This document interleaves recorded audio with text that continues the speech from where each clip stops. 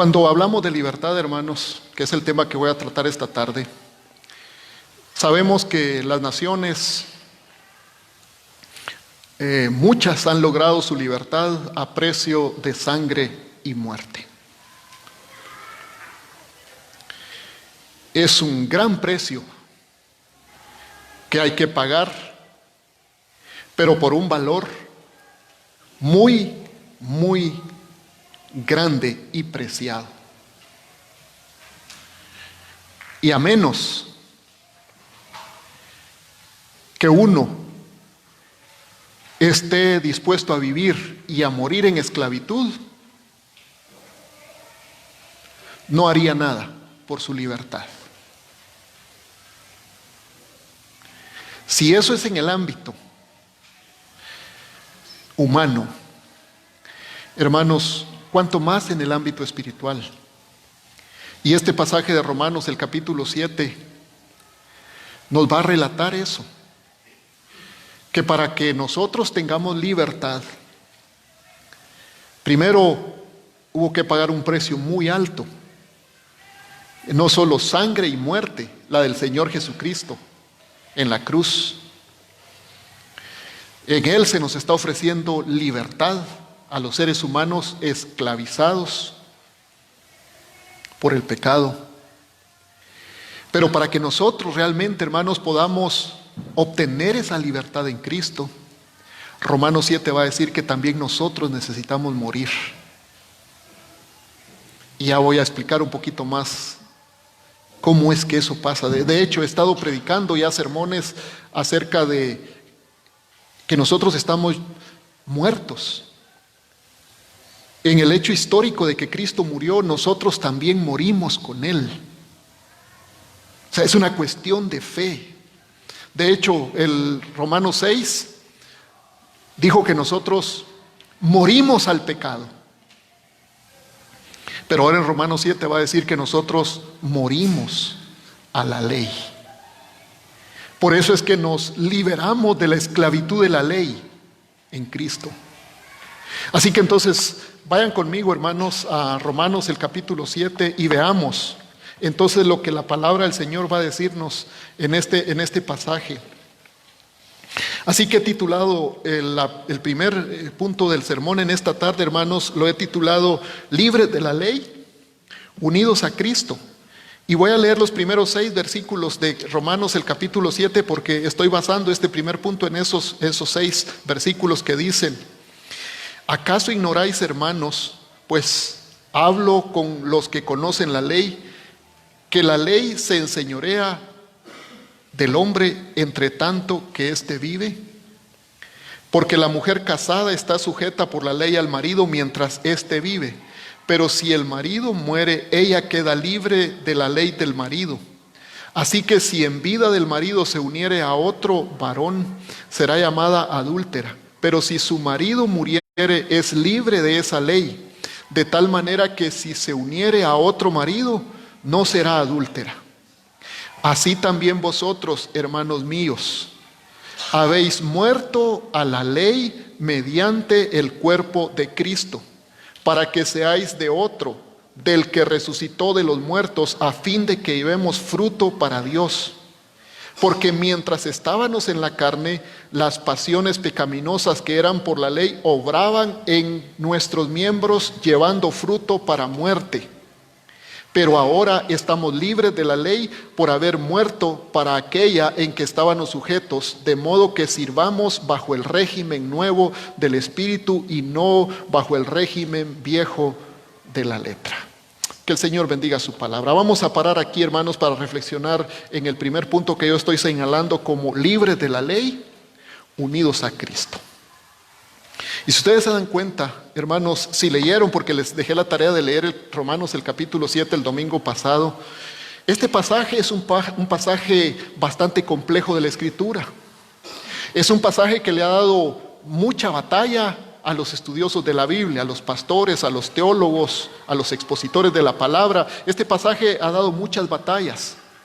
Algunos dicen, bueno, esa es la experiencia de Pablo de manera personal. Pero otros dicen, no, esa no puede ser la experiencia de Pablo de manera personal. Él está hablando de manera figurada y se está poniendo como en los zapatos del pueblo de Israel. Él figuradamente está hablando del pueblo de Israel como tal. Otros dicen, Pablo, es la biografía de Pablo, pero Pablo antes de ser cristiano. Él está relatando cómo era su vida antes de ser cristiano, no ahora que es cristiano. Pero hay otro grupo que dice, no, Pablo está hablando de su experiencia ya como cristiano. Unos están diciendo, bueno, ¿de qué ley está hablando? ¿Está hablando de la ley mosaica o está hablando de la ley de Roma, que era donde están los lectores de la carta? ¿O de una ley general?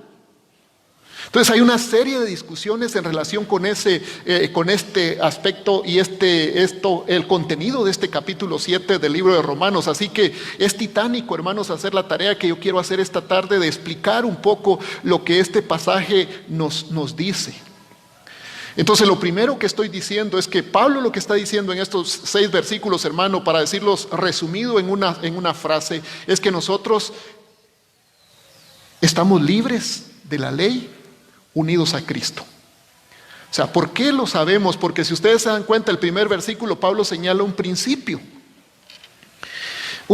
general en el versículo número 1, cuando él dice, ¿acaso ignoráis, hermanos, que hablo con los que conocen la ley, que la ley se enseñorea del hombre entre tanto que éste vive? Entonces el principio aquí, hermanos, es un principio general en el que Pablo está mostrando que la ley gobierna sobre la persona, mientras la persona ¿qué? Mientras la persona está viva. Ese es el principio general que él está señalando. Y en ese sentido, aunque la referencia directa aquí va a ser a la ley mosaica, por lo que vamos a ver más adelante, en ese sentido puede aplicarse a la ley en general, a la ley de cualquier país, porque así pasa, incluyendo la ley romana en este caso. Entonces la ley tiene potestad sobre la persona mientras la persona vive, pero una vez que la persona muere, la ley pierde toda autoridad sobre la persona fallecida. Ese es el principio general que él está señalando aquí, y ya voy a tratar de aplicarlo después. Pero no solo señala el principio general, es ese principio que sabemos que es verdad, y por eso es que él dice, ¿acaso ignoráis? Porque Pablo está seguro que sus lectores, sus oyentes, ellos son sabedores de este principio, de esta verdad. Y entonces él dice, ¿acaso ignoráis? Porque Pablo está seguro que ellos conocen que así es. Pero por si acaso no quedó algo claro, entonces lo ilustra con la situación de una mujer casada. Se dieron cuenta, ¿verdad? El versículo 2 y el versículo número 3 introduce el ejemplo de una mujer casada, de la cual va a decir, hermanos, claramente, porque la mujer casada está sujeta por la ley al marido mientras éste vive. El principio que señaló en el versículo 1 ahora lo está ilustrando con esta relación matrimonial. Pero si el marido muere, ella queda libre de la ley del marido.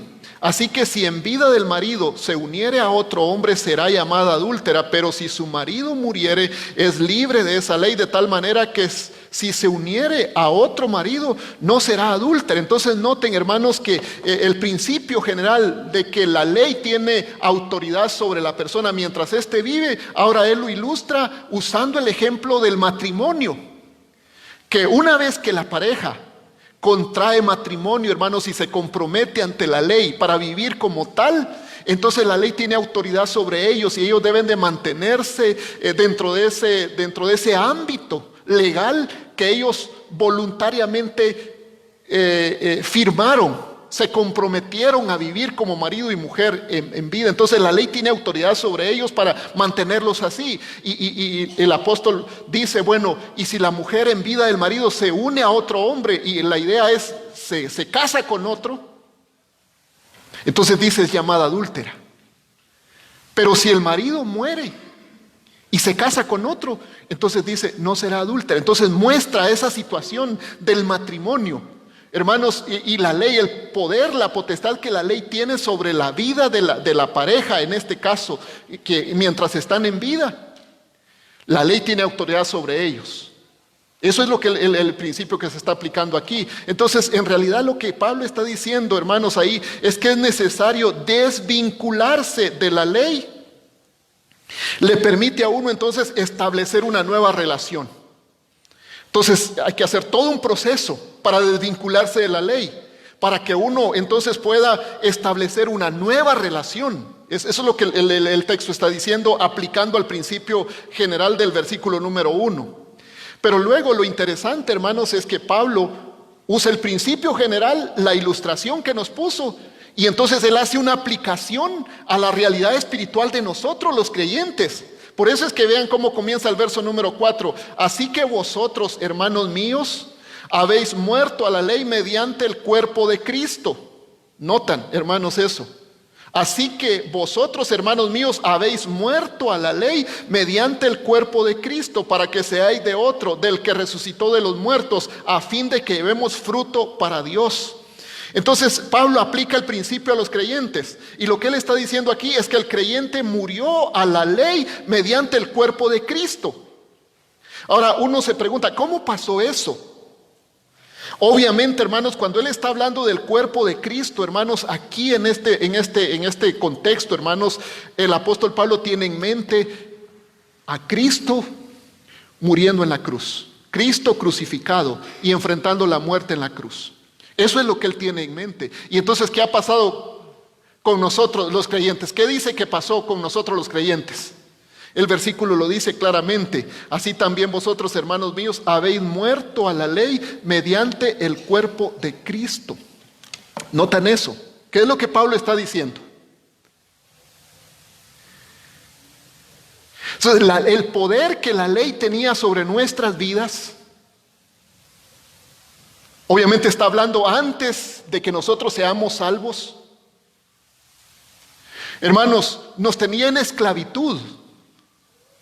Pero en el momento cuando nosotros nos unimos a Cristo, entonces nosotros morimos ¿a qué? Morimos a la ley.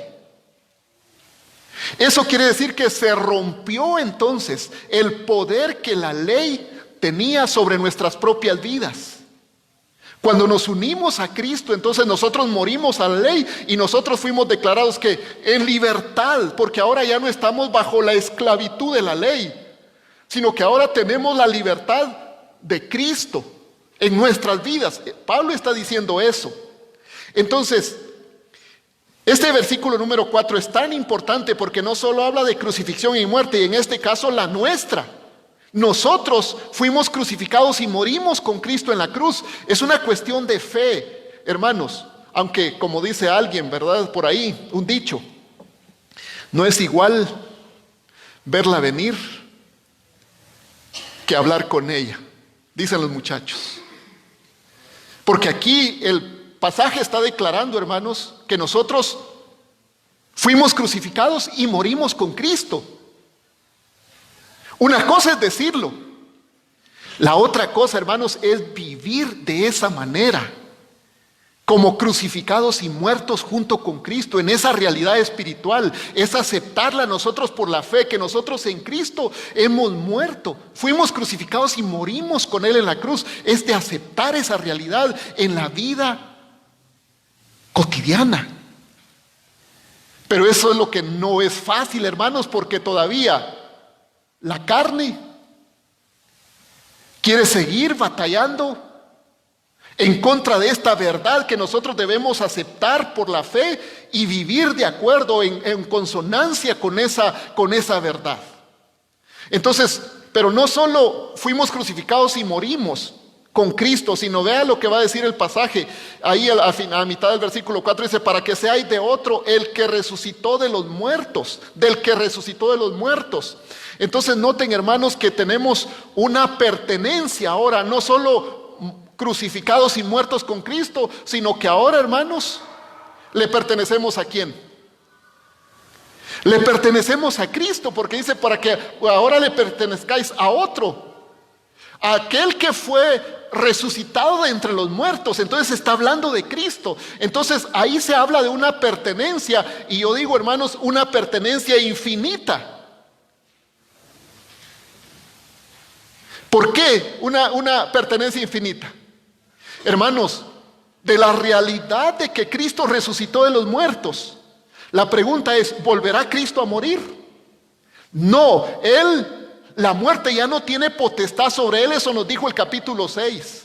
Ya no tiene potestad sobre Cristo. O sea, Cristo venció la muerte y salió triunfante para siempre en la resurrección. Y ahora dice que nosotros le pertenecemos a Él. Entonces, ¿cuándo se va a terminar esa relación de pertenencia con Cristo? ¿Cuándo?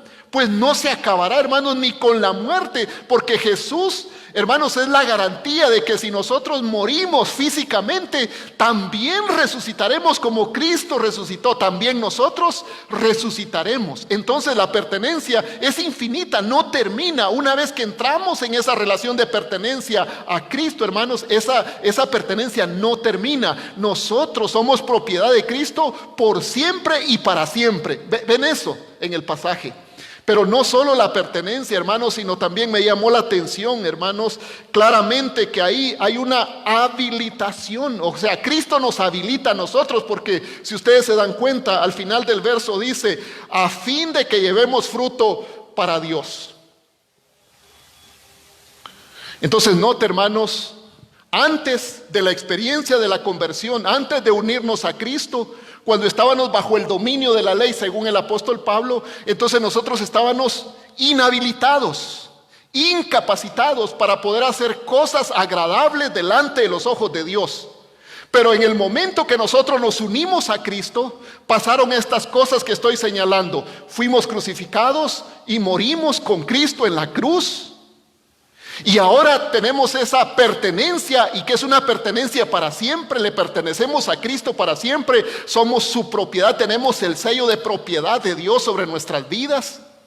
Pero no solo eso, sino Pablo dice, a fin de que llevemos fruto para Dios. Noten esa verdad. Entonces eso es que Él nos habilita, nos capacita para poder llevar fruto agradable a Dios. Y entonces yo digo, nuestra nueva relación con Cristo, hermanos, nos permite y requiere de nosotros que produzcamos esos rasgos de carácter, de pensamientos y de acciones que serán para la gloria de Dios. O sea, hermanos, una vez que nosotros nos unimos a Cristo, mediante el arrepentimiento de los pecados y nuestra fe, ahora nosotros entonces, hermanos, tenemos la demanda de poder llevar fruto para Dios. Así que todo eso está dentro del texto. Termino señalando, hermanos, el versículo número 5 y 6. En estos versículos 5 y 6 hay un marcado contraste entre nuestra condición antes de ser salvos y nuestra nueva condición en Cristo. El versículo número 5, hermanos, habla de la condición pasada. Si usted lo puede ver conmigo, dice, porque mientras estábamos en la carne, esa es la condición pasada, antes de conocer a Cristo, dice, las pasiones pecaminosas que eran por la ley obraban en nuestros miembros llevando fruto para muerte. Entonces note lo que la ley hacía sobre nuestras propias vidas. En lugar, hermanos, de liberarnos,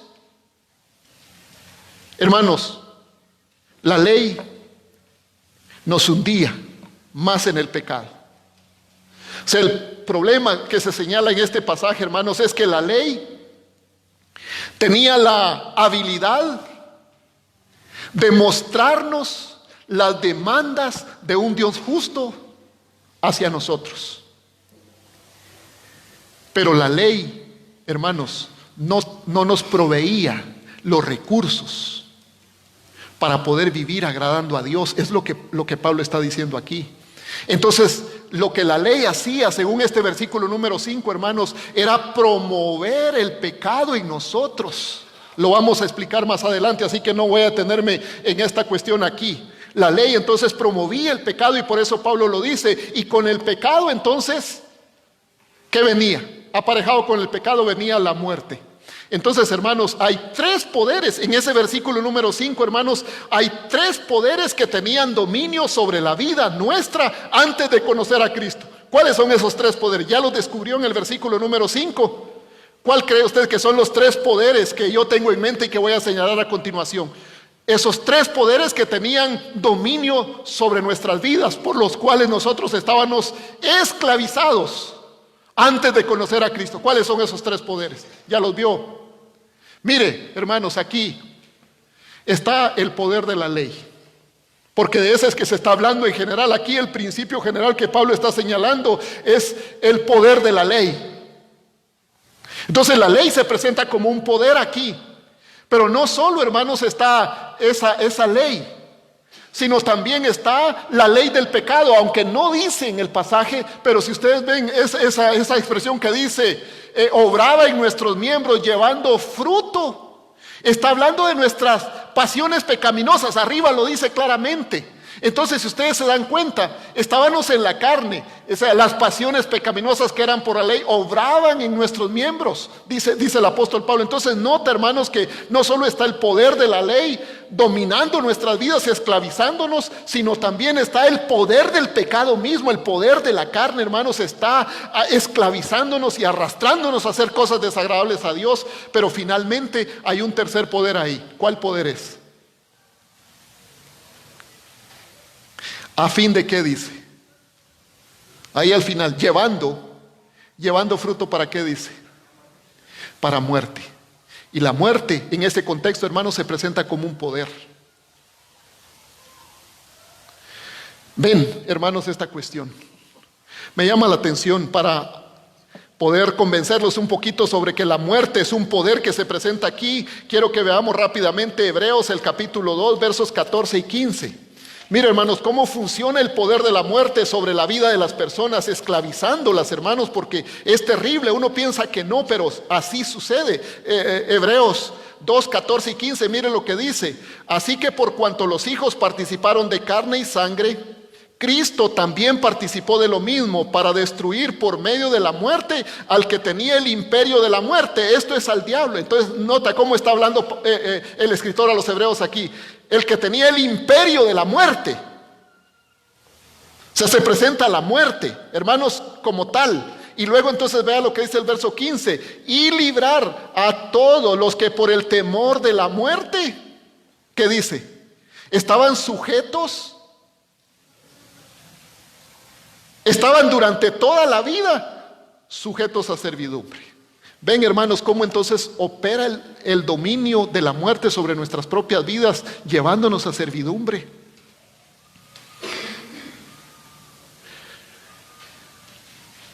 Morir, hermanos, se ha vuelto parte de la experiencia humana, y eso por causa del pecado lo sabemos. Pero enfrentar esa realidad es algo que no queremos enfrentar. De tal manera que hay hombres que han gastado millones y millones de quetzales para tratar de mantener la vida, pero al final terminaron perdiendo la batalla. Michael Jackson era uno de esos que dice que gastó millones de dólares tratando de mantener la juventud y la vida, pero al final le ganó la batalla a la muerte.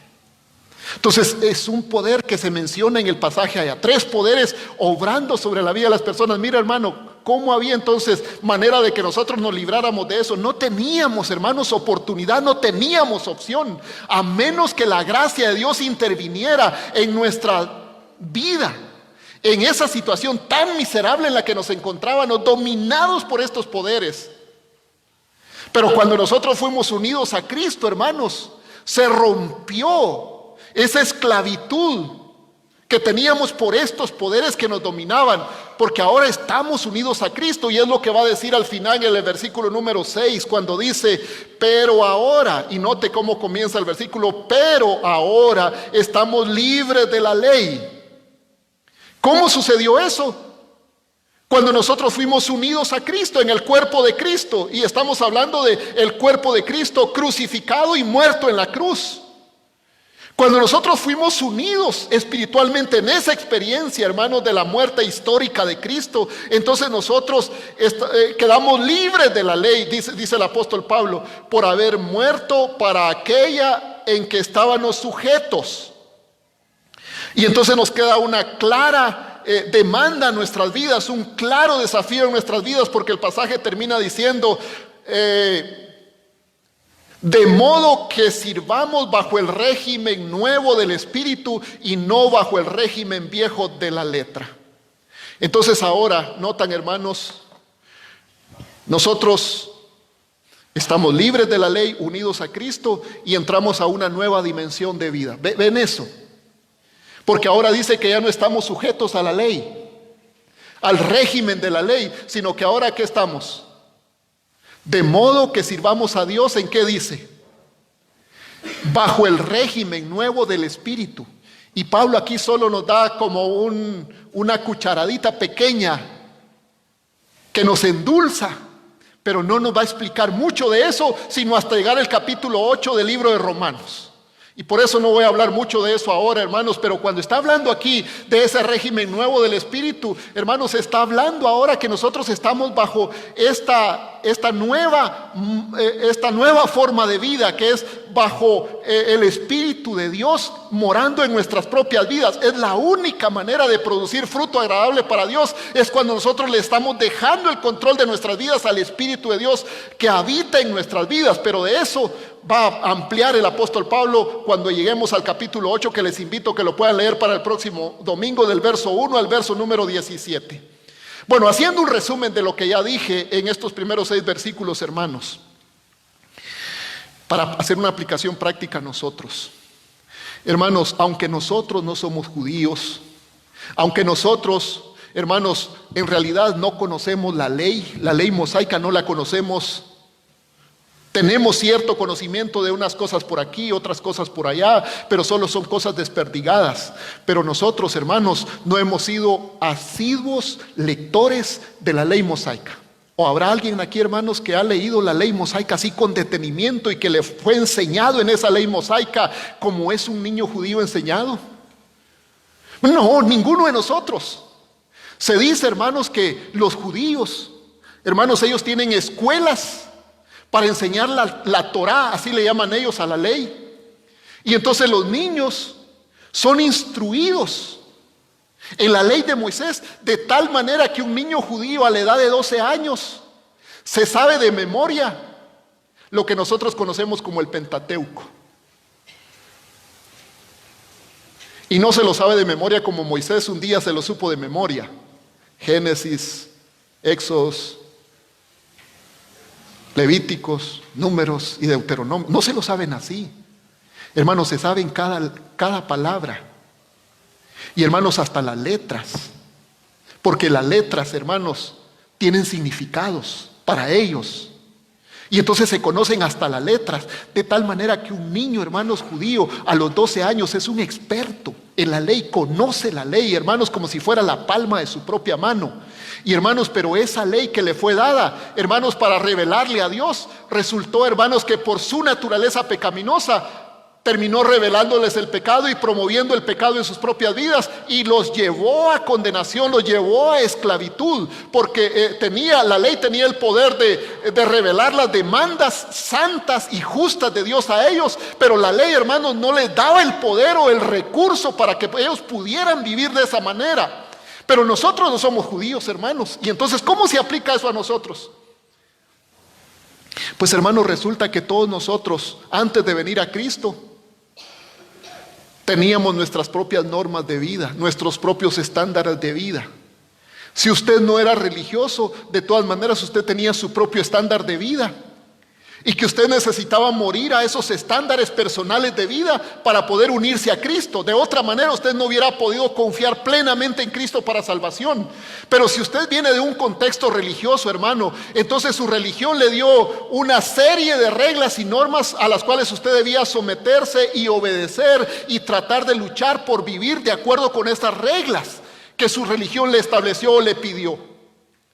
Y hermanos, usted no puede ser unido a Cristo. De verdad, no puede ser unido a Cristo si usted sigue todavía tratando de guardar reglas de su antigua religiosidad.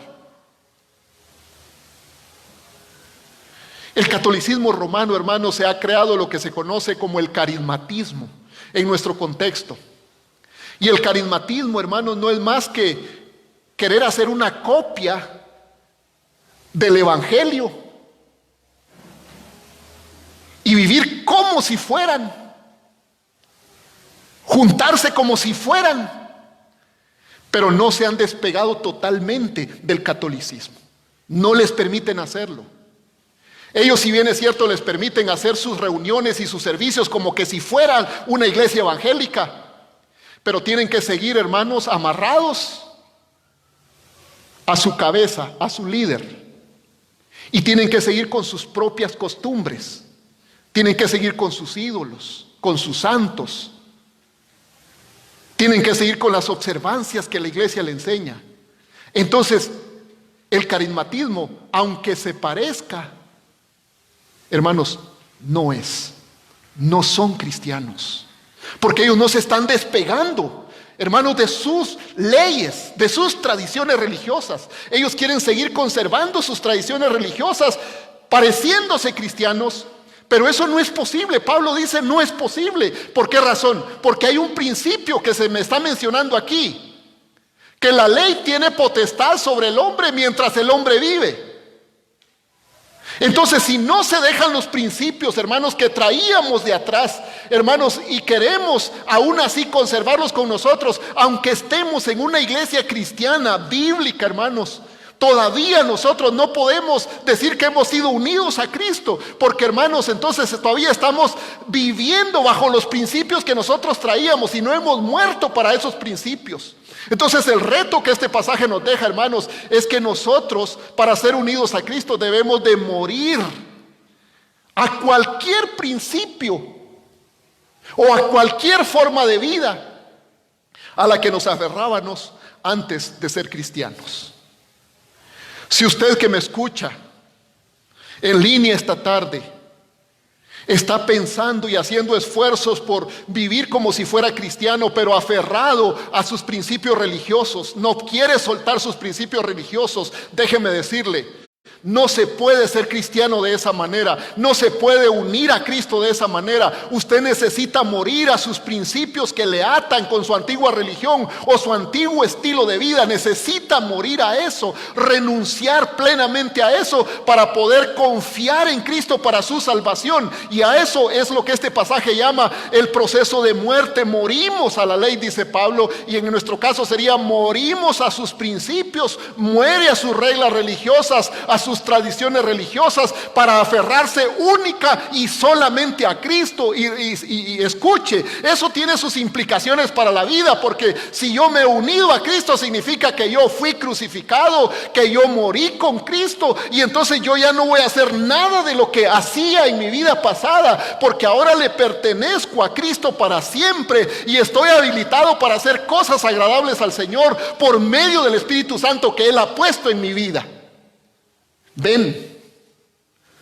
Así que entonces, cuán importante es este principio de libres de la ley, unidos a Cristo. En segundo lugar, hermanos, vamos a leer los versos número 7 al verso número 13. Y lo que vamos a ver en este pasaje, en una frase, en una oración, es que la ley es buena, pero incapaz de salvar de la muerte debido a la condición pecaminosa del hombre. Entonces se va a explicar mejor el primer punto aquí. Versículo 7 al 13 dice: ¿qué diremos pues? ¿La ley es pecado? En ninguna manera, pero yo no conocí el pecado sino por la ley, porque tampoco conociera la codicia si la ley no dijera: no codiciarás. Mas el pecado, tomando ocasión por el mandamiento, produjo en mí toda codicia, porque sin la ley el pecado está muerto. Y yo sin ley vivía en un tiempo, pero venido el mandamiento, el pecado revivió y yo morí.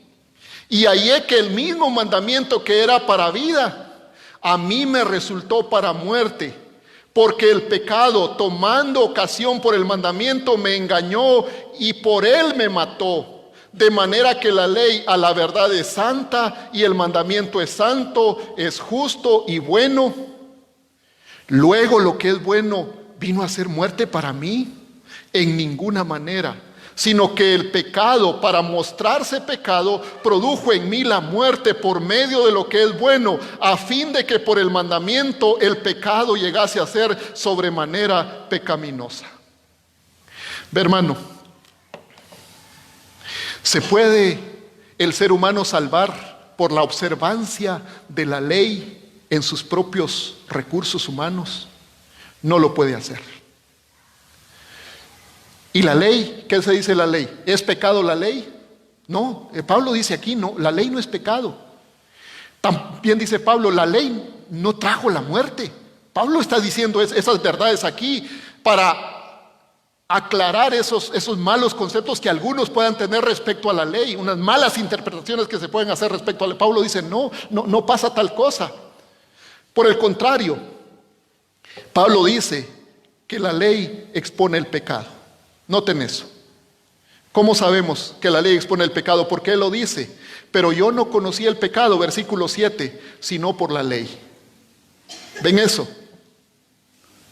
¿Cómo es eso? Que yo no conocía el pecado sino por la ley.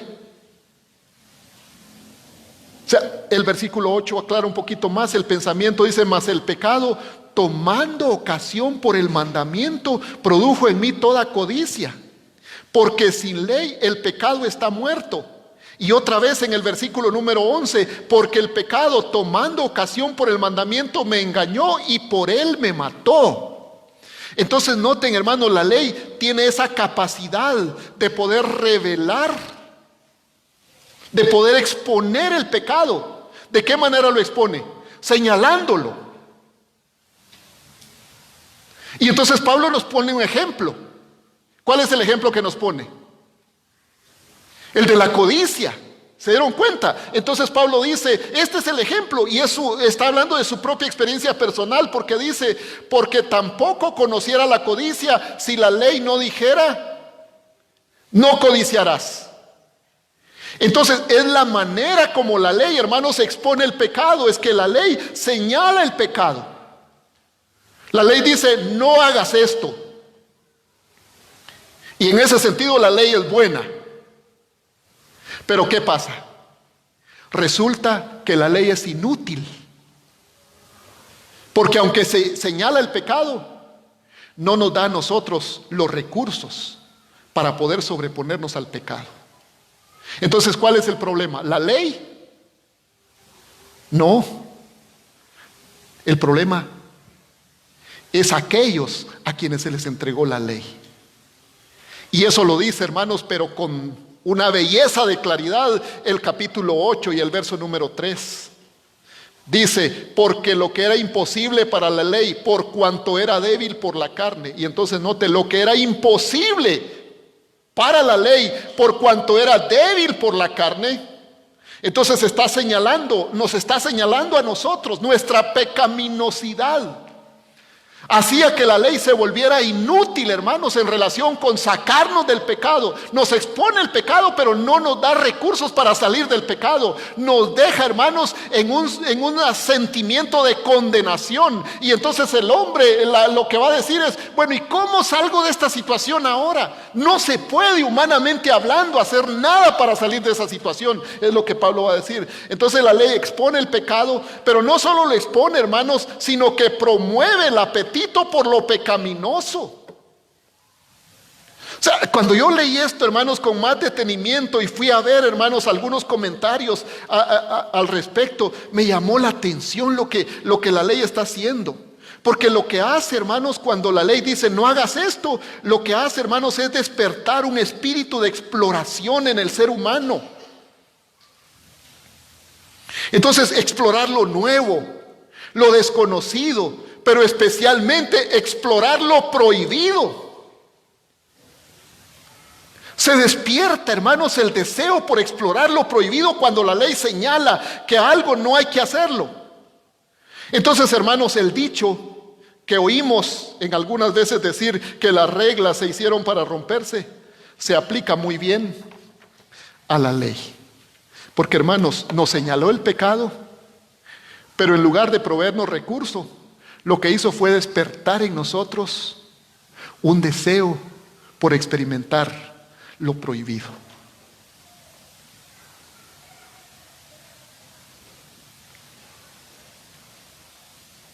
Deténgase a escuchar un poquito, hermano, las canciones que hablan de estos temas en la relación hombre y mujer. Y expresa fuertemente esas situaciones por experimentar lo prohibido. O sea, cuando se nos dice no hagas algo, si el niño, cuando se le dice no hagas algo, se despierta la curiosidad y el niño, ¿por qué? Y papá o mamá se da la vuelta por allá y el niño quiere ir a hacer justo ¿qué? Justo lo que mamá y papá le dijeron que no haga.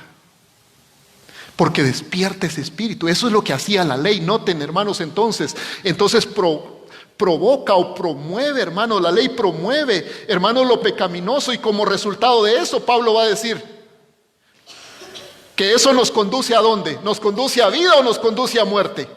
Pablo dice que nos conduce a la muerte. Noten eso, hermano, nos conduce a la muerte. O sea, el versículo 11 lo dijo de manera fantástica, porque dice, porque el pecado, tomando ocasión por el mandamiento, me engañó. O sea, me ofreció que yo podía salir bien librado cuando me metiera a ese problema. Entonces me ofrecía, hermanos, buenas cosas, pero cuando me metí a esa situación, ¿qué pasó? Entonces me di cuenta que llegué ahí engañado. Pero como ya caí, entonces, ¿cuál es el resultado? La muerte. Eso es lo que el pasaje está, eso es lo que la ley hacía, hermanos. Entonces no se podía vivir de acuerdo a la ley, no se podía ser salvos por medio de la ley, hermanos, porque la ley al final no pudo hacer estas cuestiones, no porque la ley fuera el problema, sino porque nosotros somos el problema.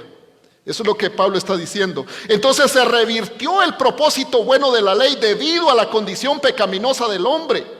Versos número 10 que ya leí y el verso número 12 y 13 lo dice claramente, hermanos, se revirtió el propósito bueno por el que la ley nos fue dada. Versículo 12, de manera que la ley a la verdad es santa y el mandamiento santo, justo y bueno. Pero resulta que eso se revirtió.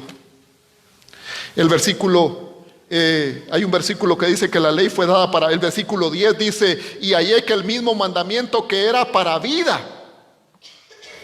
Noten eso. A mí, ¿qué dice Pablo? Me resultó ¿para qué? Para muerte. Miren, entonces ahí se revirtió el propósito.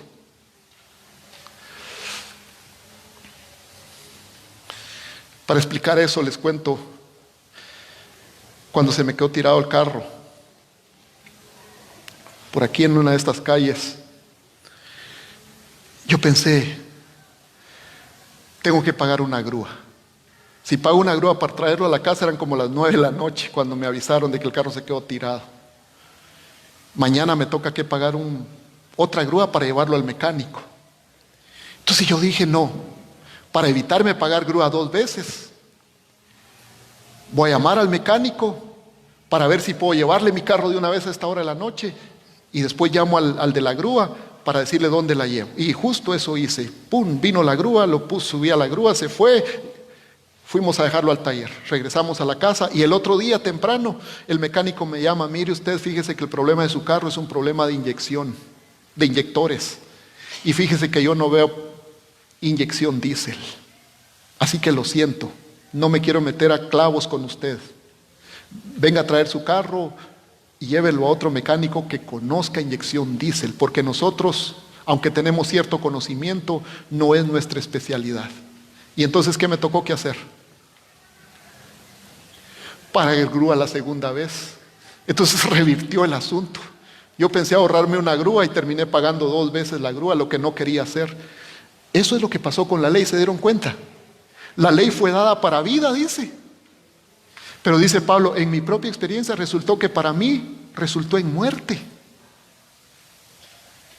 Y hermanos, esto no se habla de un fracaso de la ley, sino que al final, hermanos, es el instrumento que Dios deja para poder mostrarnos nuestra triste realidad de pecado en la que nosotros nacimos y vivimos, y que no podemos hacer nada por nuestros propios esfuerzos para salir de esa condición pecaminosa en la que nos encontrábamos, porque la ley nos muestra el pecado Y nosotros tenemos conciencia de pecado, pero no nos provee, la ley no nos provee el recurso para salir de esa condición, sino más bien nos provee, hermanos, la curiosidad.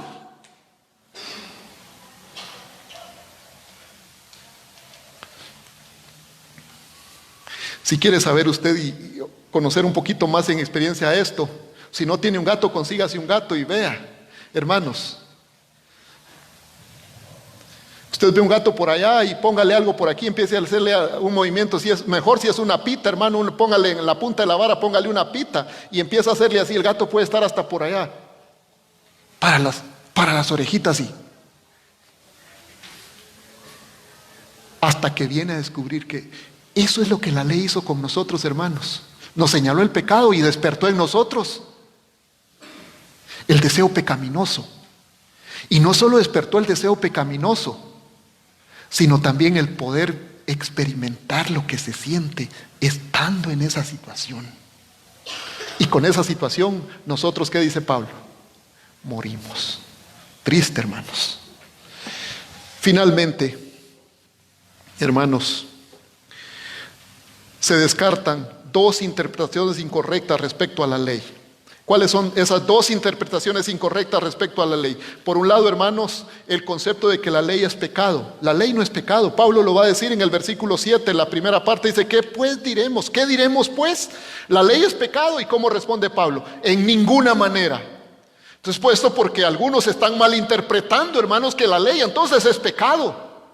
Porque en lugar de sacarnos del pecado, nos hunde en el pecado y nos deja bajo condenación. Pablo dice, no.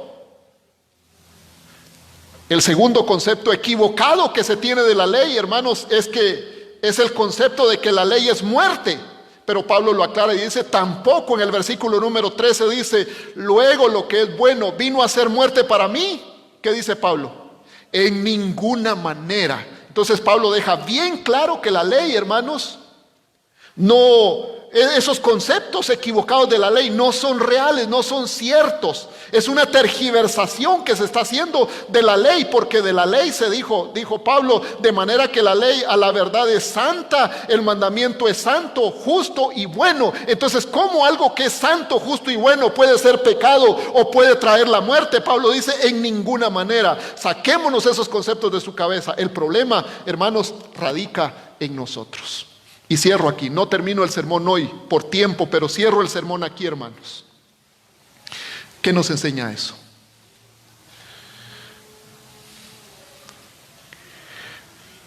Que nosotros, en nuestra condición pecaminosa,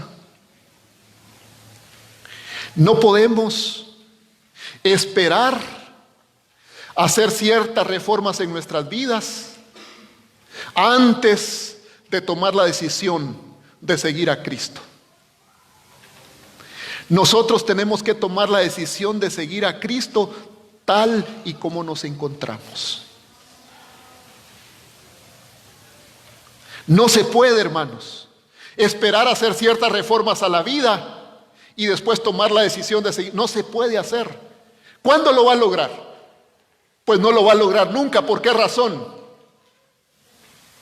Hermanos, porque esta naturaleza pecaminosa, hermanos, nos arrastra hacia el pecado, nos mantiene en el pecado.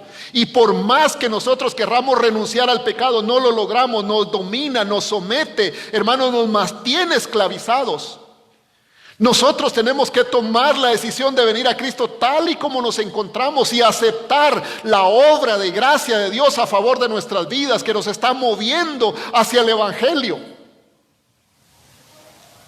Si usted, hermano, que me escucha, que está presente, pero usted que me escucha por internet, está pensando que debe de hacer reformas en su vida para poder tomar la decisión de unirse a Cristo, déjeme decirle que usted está perdido, nunca lo va a lograr hacer, hermanos, porque el Señor lo está buscando tal y como usted se encuentra en su condición de pecado. Él está moviéndole, ofreciéndole una oportunidad de poder unirse a Cristo a través del arrepentimiento y la fe. Este pasaje que hemos leído de Romanos, el capítulo 7, el versículo 7 hasta el versículo número 13 nos muestra que no se puede salir de nuestra condición de pecado en nuestros propios esfuerzos. Lo que va a pasar es que nos vamos a hundir más en el pecado.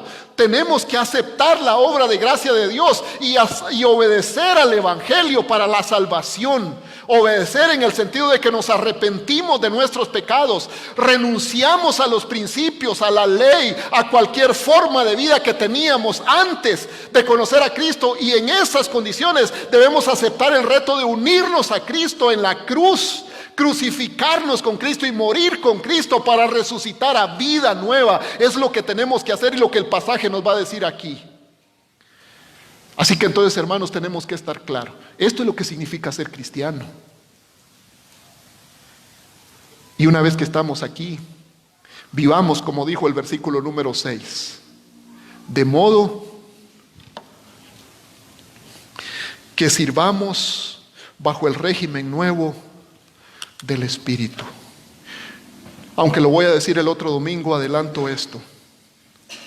Procuremos vivir nuestra vida cristiana, hermanos, no por leyes, no por reglas que nos proponemos. Procuremos vivir nuestra vida cristiana en dependencia del Espíritu Santo que mora en nuestras vidas, para poder vencer el mal, para poder vivir agradando al Señor. Pónganse de pie.